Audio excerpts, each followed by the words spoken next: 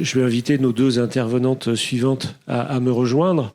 Alors c'est vrai qu'on sent bien le choc des mots, le poids des mots. Il n'y avait pas de plan de table.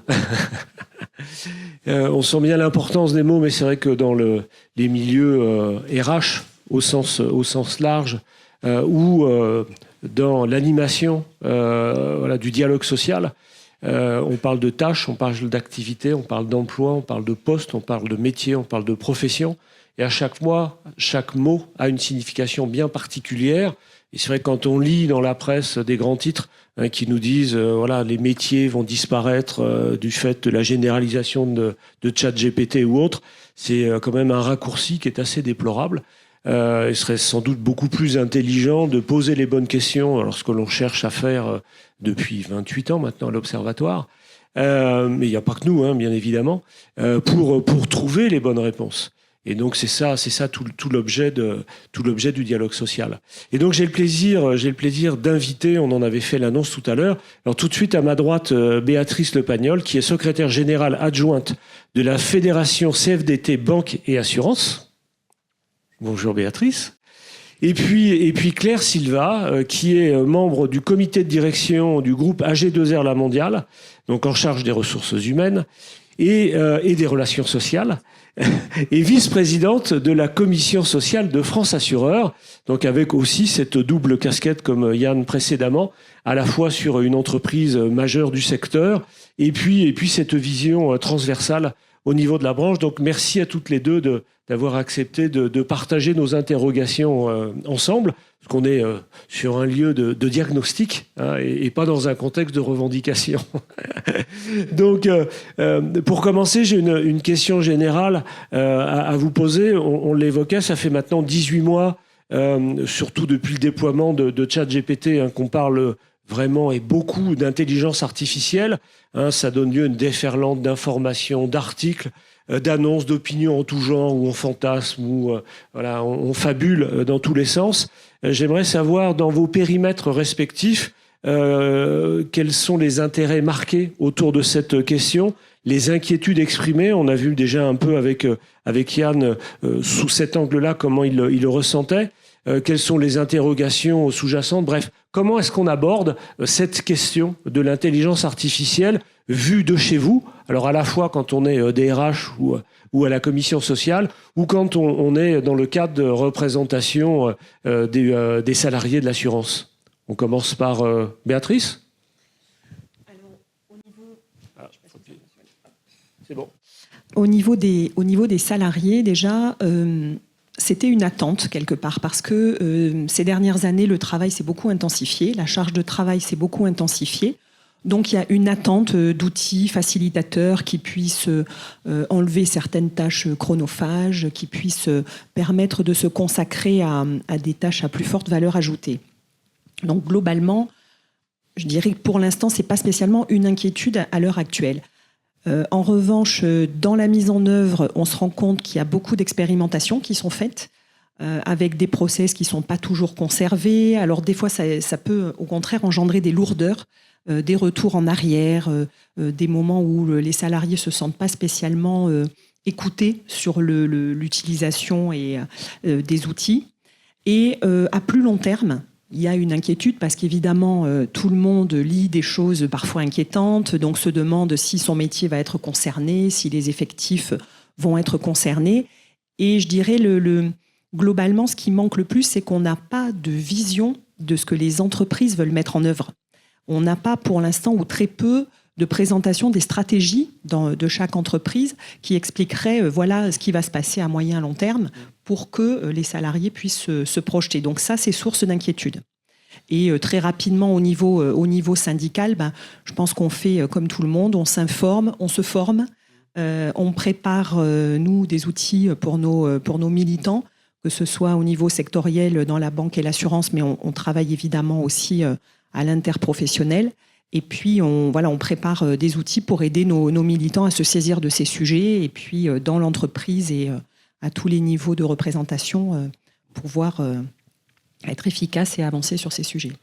Sauf être un expert de l'IA, on en est tous au même niveau. Nous-mêmes, quand le conseil d'administration nous a demandé de travailler sur l'IA, On se dit, va falloir se plonger pour étudier la bête et puis essayer de poser les bonnes questions. Puisque, mais comme justement, dit Albert, il faut qu'on se décomplexe tous et qu'on se dise, il faut qu'on continue de faire ce que nous, on sait faire.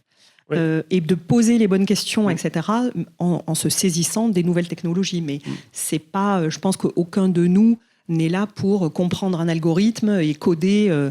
Donc ça, c'est d'autres experts qui le font, mais il faut que nous, on se pose les bonnes questions sur ces sujets. Tout à fait. C'était la devise d'Albert Einstein, que l'intelligence se nourrit de questions et non pas de réponses. Claire, tu partages ce point de vue également, vu de chez toi ? Oui, alors je pense que... oui, je partage. C'est-à-dire qu'on on est dans une phase où on doit commencer à s'acculturer au sujet. Pour autant, moi, ma vision des choses en qualité de DRH, c'est qu'on doit surtout pas tarder à sauter dans le train, ou en tout cas à monter dans le train, avant qu'il ne prenne plus de vitesse. Moi, je pense, j'ai commencé à m'intéresser un petit peu au sujet, comme tout le monde, et je pense qu'on a devant nous une période qui est tout à la fois longue et très courte, avant qu'on commence à avoir les premiers impacts qui pourraient être les premiers chocs si jamais on n'anticipe pas suffisamment cette acculturation. Je pense qu'on a 3-5 ans devant nous quand on voit ChatGPT, les versions successives, la rapidité à laquelle ça va. On va être confronté de façon conjointe, organisations syndicales, représentants du personnel, direction des ressources humaines, en responsabilité ou en co-responsabilité vis-à-vis de l'ensemble du corps social de nos entreprises, à appréhender ce sujet en essayant de lutter contre le temps. Moi, je le vois chez AG2R Mondial, on a commencé à définir une feuille de route de déploiement de l'intelligence artificielle au sein de l'entreprise. La grande différence par rapport à d'autres sujets, c'est qu'on est sur la définition de feuilles de route qui ne vont pas au-delà de 15 mois. Et pourquoi, en fait, on ne définit pas des feuilles de route au-delà de 12-15 mois ? Parce que ce serait contre-productif. Si on commençait à définir une feuille de route de déploiement de plan d'action en matière d'IA de 3 ans, on sait déjà qu'au bout de 12 mois, ce serait déjà obsolète parce que la technologie va extrêmement vite.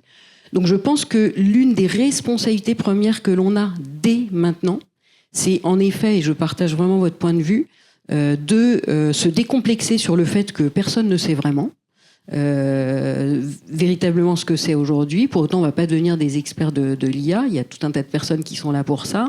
En revanche, on doit faire preuve de pédagogie et tous embarquer.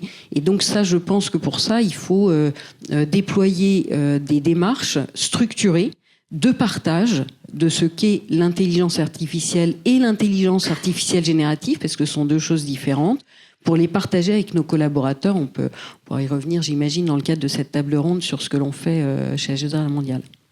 Justement, puisque je peux poursuivre dans ce cadre-là. Nous, on a, dans le cadre de la GPEC, moi que j'appelle plutôt d'ailleurs chez AG2R Mondial la GAPEC, et je suis très attachée à ce petit A qui est la gestion active et prévisionnelle de l'emploi et des compétences. Pourquoi active ? Parce que, et ça va être de plus en plus vrai, ça bouge tout le temps. Et donc, on a déployé depuis maintenant 2019 un dispositif qui fait que entre 4 et 5 fois par an, on tient un observatoire des métiers avec les représentants des organisations syndicales pour passer en revue. Donc c'est un observatoire des métiers, c'est une demi-journée de partage d'informations pour passer en revue les métiers des différentes directions, l'état de l'art de chaque métier, l'anticipation des tendances prévisionnelles d'évolution et quel impact, aussi bien qualitatif que quantitatif, sur les effectifs.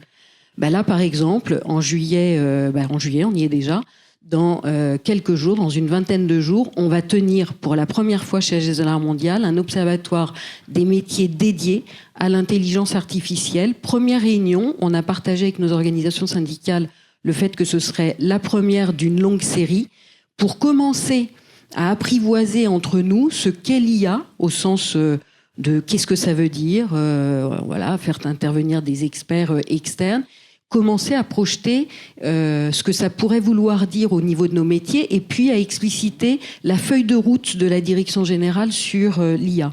Et je pense que, sauf, on l'a vu et c'était très intéressant sur ce que vous nous avez partagé, la grande différence qu'on va vivre dans les années qui vont venir par rapport à ce qu'on a vécu d'évolution des métiers dans nos entreprises, et moi je fais partie des vieux DRH ou des vieilles DRH, parce que voilà, j'ai encore quelques années devant moi, mais j'ai connu d'autres mutations technologiques avant. La grande différence, c'est que jusqu'à présent, les métiers intellectuels n'étaient pas touchés par ces ruptures technologiques. Là, c'est l'inverse. Donc les jardiniers, les maçons, les danseurs, etc., tout ce qui est métier manuel ou créatif, artistique, ne vont pas être impactés et les cadres, et notamment métiers intellectuels, vont être très impactés. D'où l'importance, je pense, de partager en transparence. Je crois que c'est vous, monsieur, qui parliez tout à l'heure, et je l'ai noté parce que c'est très important, vous disiez, à travers l'utilisation de l'IA, il va falloir qu'on crée les conditions de la confiance avec nos clients, nos sociétaires. On va devoir faire la même chose avec nos collaborateurs. À travers cette démarche de pédagogie et de transparence extrêmement régulière au fur et à mesure de l'évolution de la technologie et de l'IA, on va devoir créer les conditions de la confiance chez nos collaborateurs dans le sens de non, l'IA ne va pas nécessairement se substituer ou vous remplacer, ça va vous apporter quelque chose de différent. Et pour conclure et laisser la parole à madame pour réagir, je pense que tout dépendra aussi ce que l'on souhaite en faire en tant qu'entreprise, en tant que direction. Est-ce qu'on veut utiliser l'IA simplement pour faire des économies, de la productivité, etc. Ou est-ce qu'on va en faire quelque chose au service de nos collaborateurs pour justement les faire monter dans la chaîne de la valeur et mieux servir encore nos sociétaires et nos clients? Tout dépend ce que l'on va décider de faire et à quel moment avec l'IA. C'est vrai que j'ai coutume de dire un fusil n'a jamais tué personne. C'est l'usage qu'on décide d'en avoir qui fera effectivement que c'est une arme meurtrière ou entre les mains d'un casque bleu qui évitera justement des excès. Béatrice, côté CFDT, je sais que tu es très investie sur ce sujet-là. Comment est-ce que justement tu t'investis sur ce sujet-là et qu'au nom de ton organisation, tu abordes ce sujet ? On a créé un groupe de travail en interne au niveau de la fédération pour justement aller... Il y a énormément d'informations sur ces sujets, donc il faut vraiment centraliser et offrir du concret à nos militants sur le terrain, parce que sinon c'est un petit peu comme la RSE, tout le monde est intéressé mais personne ne sait par quel bout l'attraper. Donc il faut donner du concret et que ce soit les élus de CSE, que ce soit les négociateurs d'entreprise, il faut leur montrer comment appréhender ces sujets, comment se les approprier. Par rapport à la mise en œuvre des nouvelles technologies, je crois aussi que on doit apprendre à marcher ensemble et avancer ensemble, parce que ça a été dit à de nombreuses reprises, mais les choses vont évoluer et potentiellement très vite. Là, on est dans une phase initiale, mais ça peut aller très vite. Donc il faut que tout le monde, toutes les parties prenantes soient bien dès le départ. Il y a toujours évidemment les experts et les startups, etc., auxquels les entreprises font appel pour développer des choses, mais il faut que il y a la vision globale, mais il y a la vision fine que les salariés ont de leur métier, et il faut que tout le monde soit associé à cette pré-réflexion avant que les choses se mettent en œuvre, pour qu'il y ait vraiment une co-construction.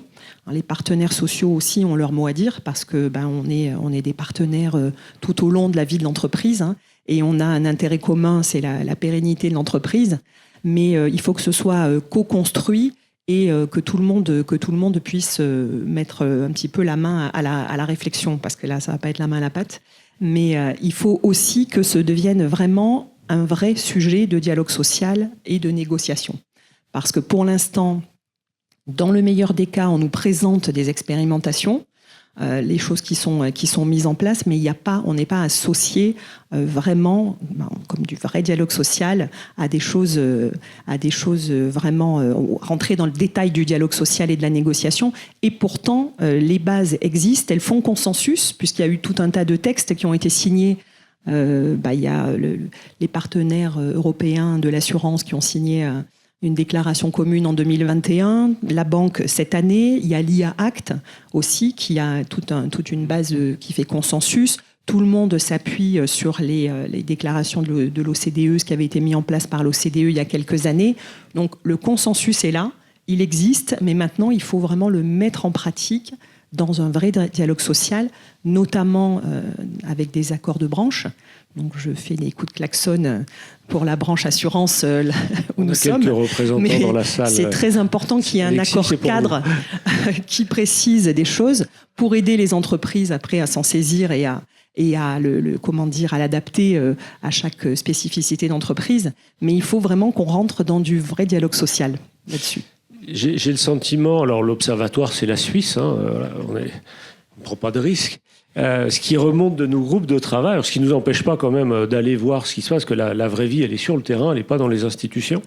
Et donc de ce qui remonte des 10 ateliers métiers que l'on a conduits depuis le début de l'année. Alors je n'ai pas fait le compte exact du nombre de personnes qu'on en avait pu voir.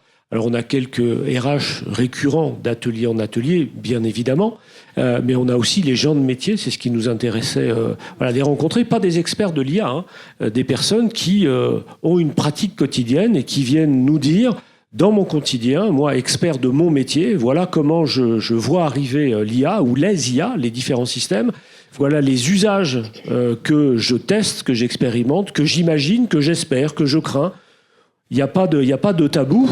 Et on a le sentiment que quand on fait cette revue générale, alors Michel est en cours. Je dirais pas qu'on est au milieu du gué, parce que c'est pas un gué à franchir, mais on est au milieu de ce parcours d'études et d'analyses. Michel, tu as relevé à peu près 250 cas d'usage, c'est énorme. Alors, bien évidemment, il y a des choses qui sont transversales, plus ou moins, mais le sentiment que l'on a, c'est que chacun, justement, expérimente, cherche, reconnaît un nouveau territoire, avec une coordination plus ou moins forte, formalisée au niveau des entreprises, qui... pour les personnes investies de la fonction directeur du digital, directeur de la transformation, de la stratégie digitale, des personnes qui sont en charge de coordonner un sujet qui en réalité est transversal, découvrent aussi à cette occasion des choses qui s'organisent à plusieurs endroits de l'entreprise et qu'il va falloir pour le coup coordonner déjà pour avoir une bonne vision, à partir de laquelle pourra bien évidemment dans un second temps se construire une stratégie. Et puis après, aller la négocier. Alors, je sais pas, le avant, après, pendant, aller la négocier. Parce qu'il est bien évident que ça ne pourra se faire que si tout le monde s'accorde sur ce que l'on en fera. Parce que je le disais tout à l'heure, je pense que c'est d'abord, alors vous me direz si vous partagez ce point de vue-là ou pas, c'est d'abord un sujet de culture et de métier, d'art du métier, qu'un sujet technique ou technologique. Moi, je pense que c'est les deux tout à la fois. C'est un sujet et technique, technologique et un sujet culturel. Technique, technologique, parce qu'on ne peut pas lutter contre cette technologie qui évolue tous les jours, tous les mois, et ça va aller de plus en plus vite. Et c'est pas facile pour nous, communs des mortels. On n'a pas été habitués à ce rythme de changement. Et c'est culturel, parce que justement, il va falloir qu'on accepte, et les nouvelles générations qui arriveront dans l'entreprise sont certainement beaucoup mieux équipées que nous à s'adapter, parce qu'elles sont déjà avec ces nouvelles technologies. Mais je pense que c'est les deux. Et juste pour rebondir, Norbert, sur un de tes propos, je suis pas certaine, moi, mais c'est une conviction personnelle qui n'engage que moi, qu'on ait le choix de réfléchir avec tout un tas d'acteurs de l'entreprise, définir un début de stratégie, la partager, etc. Je pense que la vitesse à laquelle ces technologies évoluent très, très, très vite nous oblige non pas à être en séquentiel, mais à adresser les sujets de façon simultanée. D'où l'importance d'être dès maintenant en discussion très régulière avec nos interlocuteurs syndicaux pour que presque en simultané, on se forme tous ensemble. C'est-à-dire que je suis assez d'accord sur la co-réflexion, etc., mais c'est presque, il faut qu'on se forme tous ensemble en même temps pour y réfléchir de façon simultanée, parce que je ne pense pas qu'on va avoir le temps d'appréhender tout ça, puis ensuite de partager une stratégie, après de déterminer ce qu'on en fait. Sinon, dans nos entreprises, on risque de prendre du retard par rapport à d'autres, par rapport à nos compétiteurs. Et en fait, notre enjeu majeur, au bout du compte de tout ça, c'est l'emploi. Et c'est la façon dont on va accompagner nos collaborateurs pour ça, au service de nos sociétaires et de nos assurés. Et je pense que l'un de nos enjeux, moi, j'essaye de regarder ça en tant que DRH, ça va être notre capacité à adapter nos plans d'accompagnement, de développement des compétences pour former nos collaborateurs, tellement ça va aller vite. Ça va être un de nos enjeux. Et peut-être juste pour terminer, l'impact que ça aura sur le dialogue social, la négociation de nos interactions, c'est peut-être aussi le mode de fonctionnement de nos instances représentatives du personnel, où il va falloir qu'on soit beaucoup plus agile parfois dans nos discussions, parce qu'on n'aura pas le temps d'attendre je ne sais pas quels processus sociaux ou autres, parce que l'important, ça va être de former nos collaborateurs pour pas qu'ils soient en décalage et en situation de désadaptation professionnelle. Je suis entièrement d'accord. De toute façon, le cœur du sujet, c'est l'employabilité, de garantir l'employabilité et l'inclusion pour ne laisser personne sur le côté de la route. Mais c'est là que les observatoires des métiers ont vraiment un rôle essentiel et ils sont vraiment au cœur du réacteur, parce que par les études prospectives que vous faites régulièrement, vous aidez les entreprises à se projeter sur les compétences qui vont évoluer, les métiers qui vont évoluer, et elles peuvent ensuite faire une cartographie des métiers en développement, en extinction. On s'interdit rien, on sait que les choses vont changer. Ce qui est important, c'est que les salariés aient le temps d'anticiper ce changement et qu'on puisse les accompagner au changement, acquérir des nouvelles compétences, se repositionner sur d'autres métiers. Et c'est là que on met en place après tout ce qui est GPEC, GEPP, MM, puisque c'est le nouveau nom. Mais MM pour mixité des métiers, c'est très important aussi. Je vais faire une petite parenthèse là-dessus. Les métiers les nouvelles technologies, les créations d'algorithmes, etc., c'est des métiers très masculins. C'est malheureusement ces métiers scientifiques, mathématiques qui attirent plus les garçons que les filles. Mais c'est très important de garantir une mixité dans ces métiers-là aussi, puisqu'on se rend compte qu'il y a des biais et des discriminations involontaires qui sont dans certains algorithmes parce que chacun crée à sa façon, avec sa manière de penser. Donc la mixité des métiers, il faut qu'elle soit à tous les niveaux, y compris là. Donc ce qui en découle, donc les observatoires des métiers, les entreprises qui l'adaptent à leur réalité, et ensuite on s'insère et les salariés et les partenaires sociaux sur tout ce qui est formation professionnelle, les nouvelles nomenclatures des métiers qui vont évoluer, et puis des cartographies, comme on disait, il faut fluidifier les parcours. Nous, on est très attachés à ce que les salariés soient acteurs de leur parcours professionnel et qu'ils ne subissent pas les choses. Donc pour ça, il faut qu'ils puissent anticiper et se préparer. Et ce serait un très bon sujet de formation commune qui sont dans la loi depuis 2017 et qui ont été très peu mises en application. Mais c'est vraiment un sujet sur lequel, effectivement, il faut qu'on se forme ensemble. Puisque Michel insistait tout à l'heure aussi sur deux aspects en exploitant des travaux qui a été faits. Alors, certes, c'est des études américaines, que ça fait plus sérieux quand c'est américain comme étude. On ne sait pas si c'est du nord ou du sud, peu importe. Non, là où je veux dire, trêve le présentrice, c'est que il y a d'abord faire le distinguo, et c'est pas rien entre une tâche, une activité et un métier. Un métier est beaucoup plus vaste que ça, et embarque avec lui aussi une dimension culturelle, je l'ai déjà dit, mais derrière ça, c'est aussi un système de valeurs, c'est une représentation de son métier, des finalités de son métier, et dans la manière de bien faire ou mal faire son métier. Je pense que c'est important, effectivement. Si le centre de gravité du métier doit bouger parce que certaines tâches deviennent automatisées, si on n'est plus en chevauchement ou partiellement en chevauchement, mais pas en substitution et en complément ou en complémentation, je ne sais pas quel terme il faut employer, de son métier, est-ce que vous avez le sentiment qu'il y a une certaine forme de conscience qui émerge dans les métiers, auprès de vos interlocuteurs, sur le fait que justement ce centre de gravité des métiers change? On l'avait vu notamment au moment de l'industrialisation au début des années 2000. Alors oui, je suis encore... C'est l'avantage d'avoir quelques générations de révolution technologique derrière soi. On l'avait vu au moment de l'industrialisation du secteur d'assurance au début des années 2000, qui s'était beaucoup produite ou débutée par les métiers de l'indemnisation, où la finalité du métier n'était plus seulement d'envoyer un chèque à celui qui n'avait pas eu de chance, pour le dire de manière simple, mais d'accompagner le malchanceux dans l'abolition finalement de ce qu'il avait vécu. Et ça veut dire qu'il fallait l'accueillir, l'accompagner, lui expliquer les choses, et ça ne supposait en plus des compétences juridiques, de droit, de connaissance du contrat d'assurance, d'avoir en plus un certain nombre de compétences cognitives, situationnelles, pédagogiques, soft skills en mauvais français. pour mettre en œuvre précisément ces compétences de métier. Et ce faisant, on poussait le métier un cran plus loin, et ce qui avait été mis en place permettait finalement de grandir ou de faire grandir son métier dans ce contexte-là. Est-ce qu'il y a déjà une prise de conscience qui s'opère par certains métiers, le cas échéant lesquels, autour de cette dimension supplémentaire qu'apportent les nouveaux outils, dont l'IA et l'IA générative ?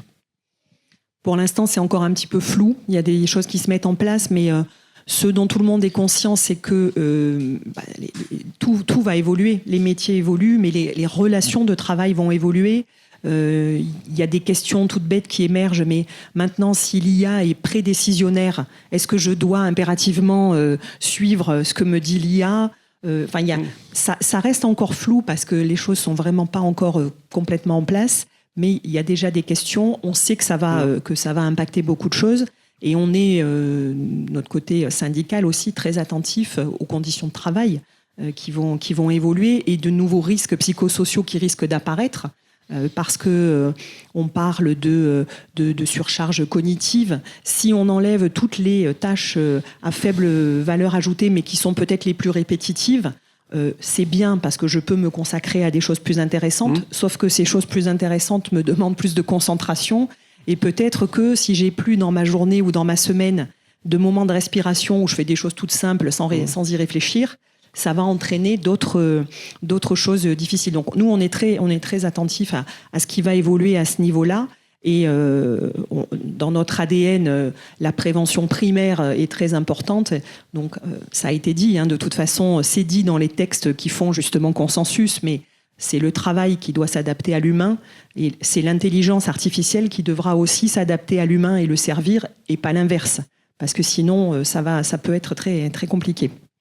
Je ne peux pas m'empêcher de faire un petit peu d'autosatisfaction, parce que dans l'étude qu'on avait publiée en 2018, si je ne m'abuse, sur les métiers de l'assurance au temps du digital, on avait notamment identifié que dans ce processus de révolution digitale, alors numérique, on l'appelle comme on veut, mais c'était la vague du big data à l'époque, on avait relevé qu'effectivement, avec la disparition d'un certain nombre de tâches dites simples et à faible valeur ajoutée, et souvent répétitives, il y avait une intensification du travail qui faisait que finalement on est toujours à traiter des moutons à 5 pattes, parce que les cas simples ont été traités par ailleurs, par le process ou par l'outil, par l'automatisation, voire par un transfert sur le client, qui va traiter lui-même un certain nombre de tâches simples et ordinaires.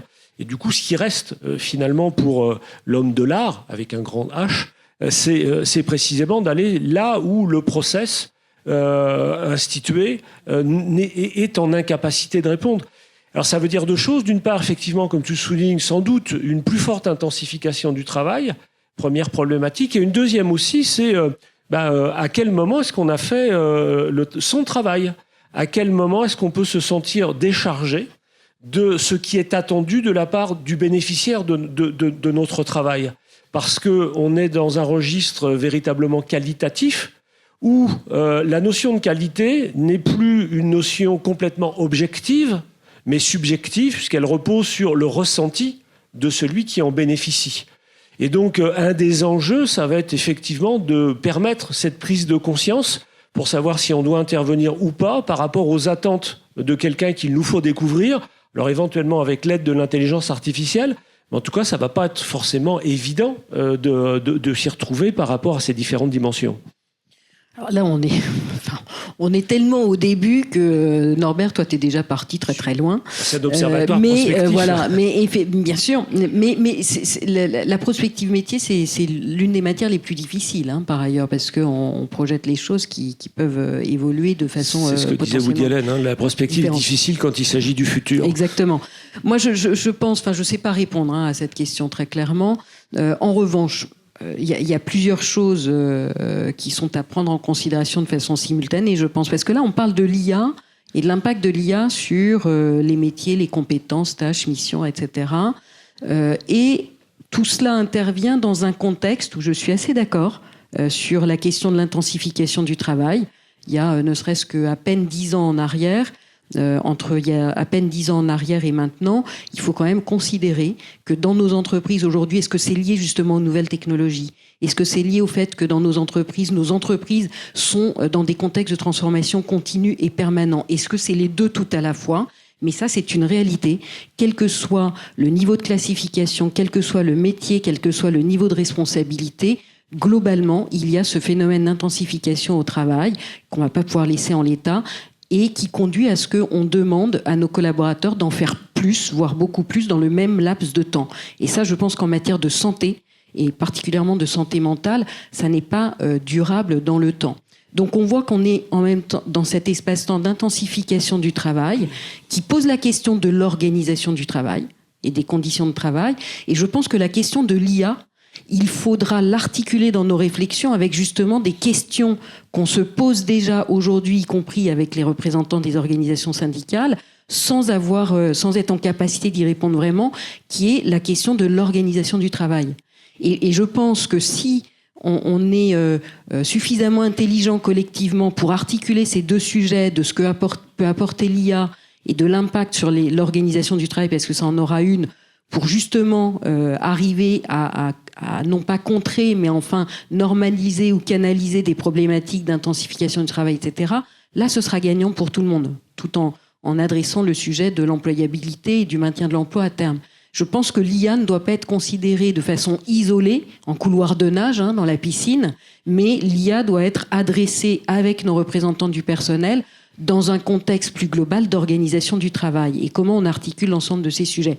C'est complexe, c'est facile de le dire comme ça, mais je pense que c'est les enjeux de l'organisation du travail de demain pour les générations qui sont encore au travail pour quelques années et surtout pour les générations de demain et d'après-demain. Oui, alors on a déjà une première expérience, je pense à la crise du Covid, où à un moment donné, voilà, du jour au lendemain, quasiment, il a fallu basculer dans le grand vide, et puis expérimenter une nouvelle organisation du travail à distance, avec de l'intelligence qui était pas complètement artificielle, mais d'abord très humaine. J'ai le sentiment qu'on est un peu dans cette même situation, toute chose égale par ailleurs, d'avoir à envisager le travail de demain différemment.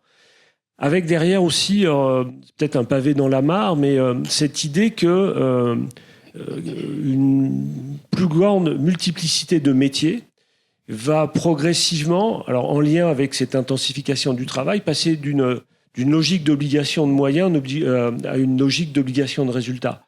Ce que je veux dire par là, c'est que on peut considérer s'être déchargé de ce que l'on avait à faire selon sa fiche de poste, si on avait correctement mis en œuvre le process et tout respecté à la lettre comme il le fallait. Mais si on est bien dans cette idée, puisqu'on est dans un univers serviciel, d'obtenir la satisfaction du client, puisque c'est ça qu'on recherche in fine, ça veut dire qu'il va aussi falloir mettre une part de soi-même plus importante dans la gestion de ce qu'il y a à gérer.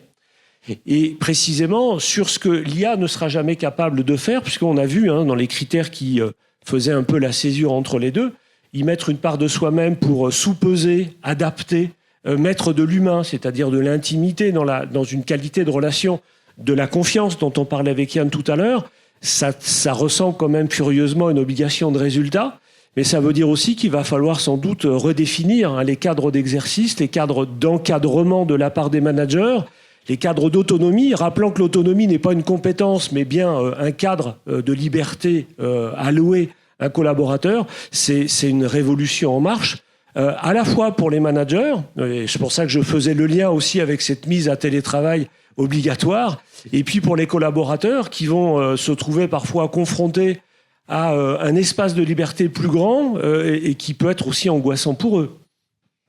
Je pense que les managers font partie des catégories qui vont être le plus impactées par ces changements parce qu'ils vont devoir à la fois absorber le changement organisationnel, le changement d'outils de leurs équipes, mais comme je le disais, c'est les relations de travail qui vont changer aussi. Et les relations de la partie du travail effectuée par l'IA, la partie du travail effectuée par l'humain, arriver à articuler tout ça. Donc je pense qu'il faudra vraiment avoir une attention particulière pour les managers.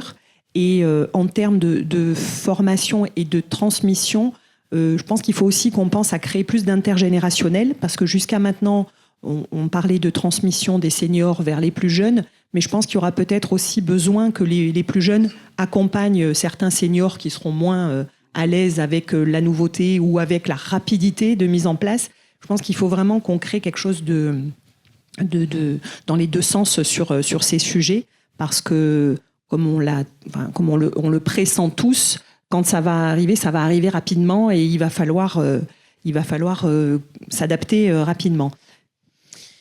Oui, moi je suis d'accord. Et puis, mais pour rebondir sur ce que tu disais également, Norbert, de l'expérience que nous avons vécue du confinement, où il a fallu qu'on plonge dans un autre monde de façon extrêmement rapide, il ne faut pas en oublier tous les écueils qui ont été vécus à l'époque et qui sont encore vécus maintenant, au sens de, en effet, maintenant tout le monde, on le voit bien d'ailleurs, ne serait-ce que dans le cadre de cette réunion, il y a une partie de l'auditoire qui est en présentiel et une autre partie qui est derrière la caméra en distanciel. Donc on est, je n'aime pas trop ce terme, mais on est passé désormais en monde hybride et on a ce distanciel qui s'est invité maintenant et qui est très régulier dans nos modes de fonctionnement, mais avec tous les écueils et tous les travers que ça, vous l'évoquiez tout à l'heure, les risques psychosociaux. Nous sommes nous aussi très attachés à la prévention primaire des risques psychosociaux. Sur la question de la santé mentale dans les entreprises va devenir de plus en plus prégnante.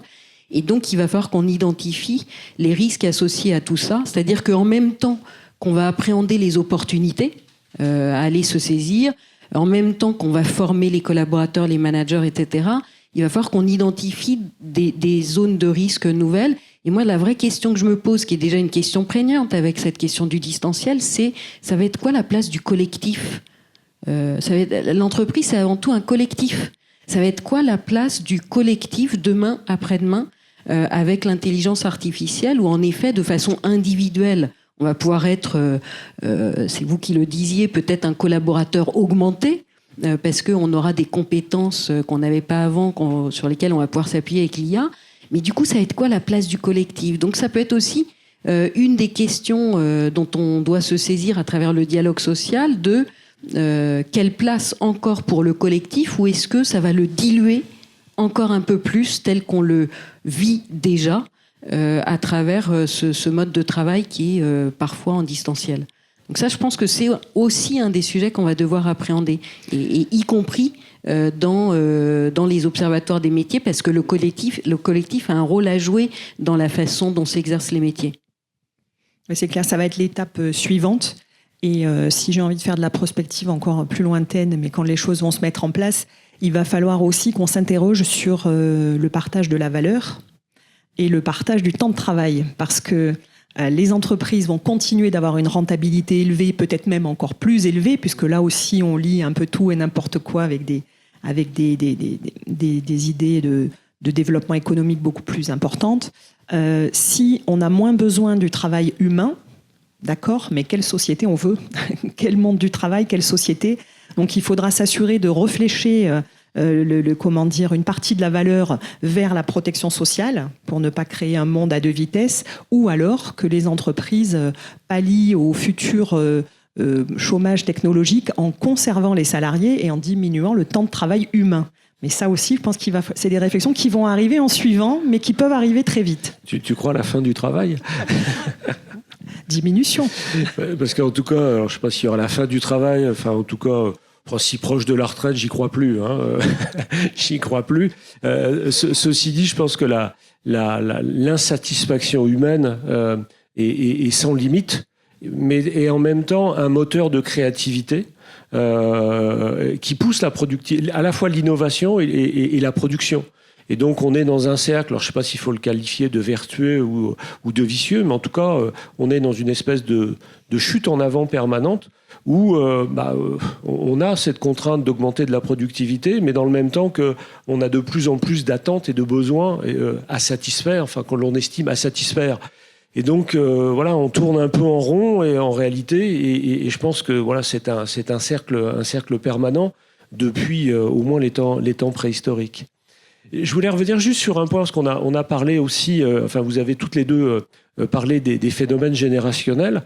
Alors peut-être qu'il faut distinguer une génération par rapport à une année de naissance ou une génération par rapport à l'âge ou à la période de vie dans laquelle on se trouve. Ce que je veux dire par là, c'est que c'est pas parce qu'on est né en 1960, 80 ou 2000 qu'on a des différences marquées par rapport à sa date de naissance, mais plutôt par rapport à l'âge que l'on a au moment où il se passe quelque chose.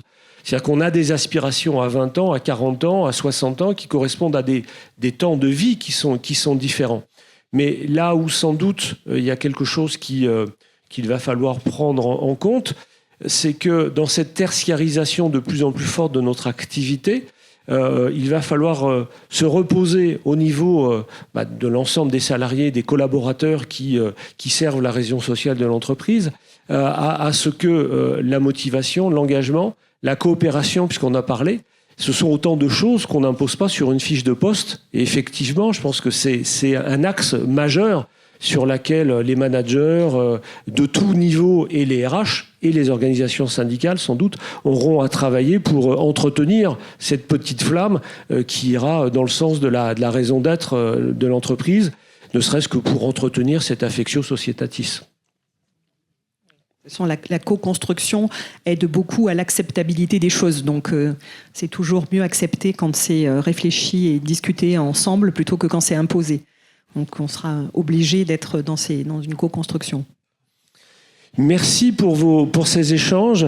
Je regarde en même temps. Alors, est-ce qu'il y a des questions dans la salle à nos deux intervenantes ?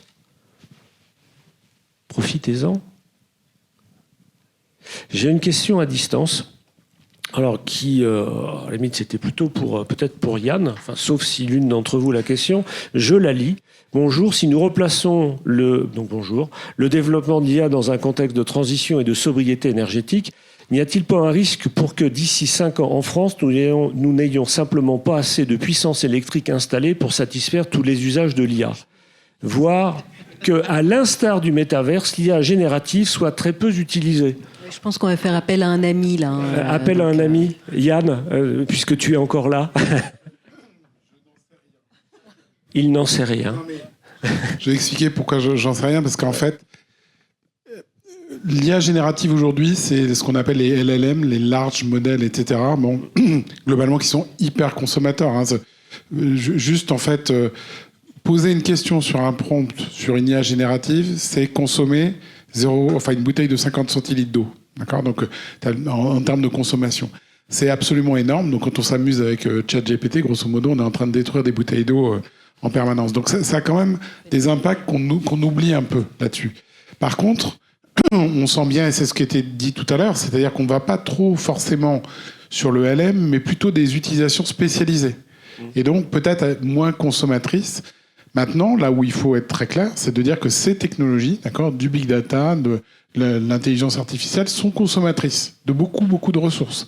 Et donc, on verra si on peut le gérer. Est-ce que c'est du nucléaire? Est-ce que c'est du charbon? Enfin, il y a des vraies questions autour de ça. Et ce qui est sûr, c'est que oui, si on doit avoir de l'énergie pour des véhicules électriques, pour de l'IA, pour tout un tas de choses comme ça, à un moment, peut-être que se posera quand même la question de est-ce qu'on ne sera pas obligé de prioriser? Mais à titre personnel, il faudrait poser ça comme c'est une question intéressante pour Ketkananji, par rapport à... Non, mais franchement, c'est pas pour rire, c'est pour dire est-ce que finalement tous les facteurs qui contribueront à ça sont bien en train d'évoluer en même temps que ces technologies et toutes les utilisations qu'on peut en faire? La question est posée sur le véhicule électrique, par exemple. La CSRD nous aidera à avoir un peu une vision là-dessus. Oui, sachant que c'est un sujet qui est devenu politique, on le voit bien en cette période. Voilà, on aura peut-être quelques réponses dimanche soir. Est-ce que dans la salle ou à distance, il y a d'autres questions? Oui, dans la salle, une question. Alors, on va vous donner le micro, parce que sinon, à distance, on ne vous entendra pas. Bonjour. Alors, j'ai une question pour vous, Madame Silva, par rapport au timing et à la notion du temps dans l'entreprise, parce que on voit de plus en plus des projets ou des outils émerger et s'installer dans les processus. Et souvent, entre le temps de la mise en place et le temps effectivement de la formation, ça va très vite et les salariés se retrouvent nez à nez avec ces outils qu'ils ont beaucoup de mal à appréhender. Mais derrière, il y a la notion de productivité, il y a la pression souvent qui est mise pour que cette adaptabilité se fasse vite et rapidement. Et je voulais avoir votre avis sur ce point-là parce que, à mon sens, moi je suis déléguée syndicale dans une entreprise d'assurance et je me dis qu'à mon sens, c'est un vrai risque dans l'entreprise par rapport à ce qui est attendu dans la mise en place de l'outil, c'est-à-dire amener plus de productivité et tout, et aux freins auxquels on se confronte dans la réalité avec le peu de préparation et face à ces outils qui sont mis en place. Alors, bon, je comprends la question, hein, elle est effectivement tout à fait pertinente. Oui, il y a beaucoup de changements dans nos entreprises qui sont induits par des attentes extrêmement fortes, et ce que disait Norbert tout à l'heure, et de plus en plus multiples de nos clients, hein, et de nos sociétaires, au sens de la réactivité, de réponses de premier niveau rapide, etc. Je pense que, et je le disais tout à l'heure, l'un de nos enjeux va être de développer une capacité beaucoup plus agile, de former nos collaborateurs dans un temps court. Et ça va certainement vouloir dire aussi que peut-être nous, praticiens RH, et avec le management, et avec les représentants des organisations syndicales dont vous faites partie, qu'on va devoir aussi travailler différemment. Et c'est pour ça que je dis qu'il faut qu'on embarque tous en même temps en amont, parce que très probablement l'une des clés, je ne sais pas, hein, parce que j'avance aussi en marchant dans mes propres convictions que je forge au fur et à mesure, peut-être que l'une des clés sera justement d'être dans cette démarche de co-appréhension des sujets en amont, le plus en amont possible, donc de les comprendre ensemble, d'en prendre connaissance ensemble très en amont, pour construire ensemble les modalités d'animation de ces communautés de collaborateurs qui va participer de la formation avant même qu'on passe à l'étape de mise à disposition de l'outil ou de ces nouvelles technologies. C'est-à-dire qu'avant, on était peut-être un peu séquentiel. Il y a un projet, on avance, et quand le projet est suffisamment avancé, ben voilà, on va mettre des séquences de formation les unes après les autres pour former les collaborateurs. Ben, tout ça va peut-être devoir se faire au fur et à mesure, alors que les nouvelles technologies sont pas encore complètement élaborées. Et je pense que d'où cette question du changement de culture et de l'impérativité d'une acculturation au fur et à mesure, parce que sinon, on sera toujours un peu en décalage. Et ce qui va vraiment être important, peut-être que Béatrice Le Pagnol voudra réagir, ce qui va vraiment être important, c'est de faire en sorte que nos collaborateurs ne se retrouvent pas en situation de désadaptation. La meilleure façon de faire ça, c'est qu'on s'acculture à ces changements, comme si ça devenait une façon de respirer, quoi, hein, la façon d'appréhender de nouveaux outils. Oui, je suis d'accord avec vous. Et ce qui est important aussi, c'est que les entreprises s'interrogent sur le modèle. Quel est le modèle qu'elles veulent avoir à moyen et long terme, et quels outils elles utilisent pour arriver à ce modèle. Parce que des fois, on a un peu l'impression qu'elles n'ont pas spécialement de cap et qu'elles attrapent les outils un peu au fur et à mesure parce que celui-là m'intéresse, celui-là va me faire gagner ceci, cela, sans qu'il y ait une trajectoire, une vision. Donc je pense que c'est important que les entreprises réfléchissent sur ces sujets, qu'elles aient un modèle, quel est mon modèle, où est-ce que je veux arriver, qu'est-ce que j'utilise, et là ça sera plus simple pour tout le monde de s'intégrer dans le processus. Oui, et peut-être juste pour compléter mon propos sur ce point, c'est pas toujours une recherche de productivité supplémentaire de l'entreprise. Parfois, c'est aussi une demande des collaborateurs de pouvoir être déchargés d'un certain nombre de tâches répétitives, et où ils posent la question en disant « Ouais, mais on est obligé de faire ça, là, tous les jours, on a ça à faire. Est-ce qu'on pourrait pas inventer un outil ou un petit robot qui permettrait de... » Parce qu'en fait, l'IA, on en fait déjà dans nos entreprises avec plein de petits robots qui sont dans nos systèmes, mais finalement, on ne l'a jamais regardé véritablement comme ça. Et dans ces cas-là, en fait, finalement, l'appropriation, elle se fait de façon extrêmement naturelle, puisqu'il y a une demande des collaborateurs d'être soulagés par justement un mécanisme, un automatisme ou une nouvelle technologie. Et comme on pense l'usage avec les collaborateurs de terrain du métier, en fait, l'appropriation, elle se fait de façon extrêmement fluide et naturelle. Et ce sera peut-être l'une des clés, c'est-à-dire de penser ces usages et ces changements au plus près du terrain, qui fait que finalement, la phase de formation, elle sera extrêmement limitée. J'ai une deuxième question. Une deuxième, alors très rapidement, parce qu'on est déjà en retard sur le programme. Tout à l'heure, Béatrice Pagnol, vous avez parlé du nouveau mode de salariat, et notamment par rapport au temps de travail. Et aujourd'hui, on voit de plus en plus dans les entreprises que les projets liés à l'intelligence artificielle, que ça soit génératif ou simple, sont souvent externalisés. Parce que souvent, on nous explique qu'il n'y a pas les compétences dans les entreprises, mais c'est souvent aussi parce que c'est la facilité. Ça arrive, le projet arrive, il faut le mettre en place rapidement. On n'a pas le temps de former, on n'a pas le temps de travailler sur... d'avoir une visibilité à long terme, donc on externalise. Est-ce que demain, c'est ça qui nous attend avec l'intelligence artificielle? Est-ce que finalement, on sera comme on entendait il y a 5 ans avec la transformation digitale des entreprises, on nous disait souvent, ça sera des salariés freelance.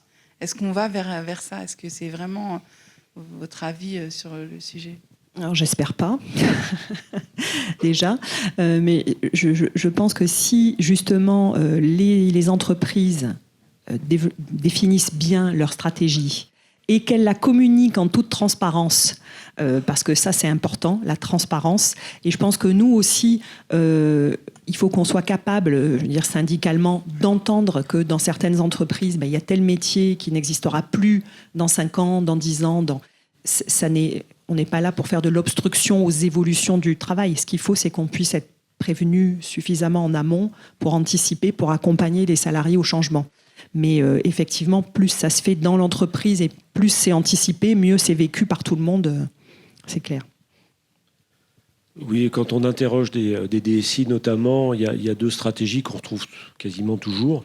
Soit on nous dit c'est trop important pour qu'on le traite en interne, sachant qu'on n'a pas les compétences, et donc on va le confier à l'externe pour être certain d'être au meilleur niveau. Ou alors on considère que c'est trop stratégique pour le confier à l'extérieur, et donc on va acquérir les compétences, alors en achetant ces compétences ou en se formant pour répondre à l'objet. Donc on retrouve toujours ces stratégies-là selon les entreprises. Je vois l'heure qui tourne. Je reviens à ce mauvais rôle de gardien du temps. Merci Claire, merci Béatrice.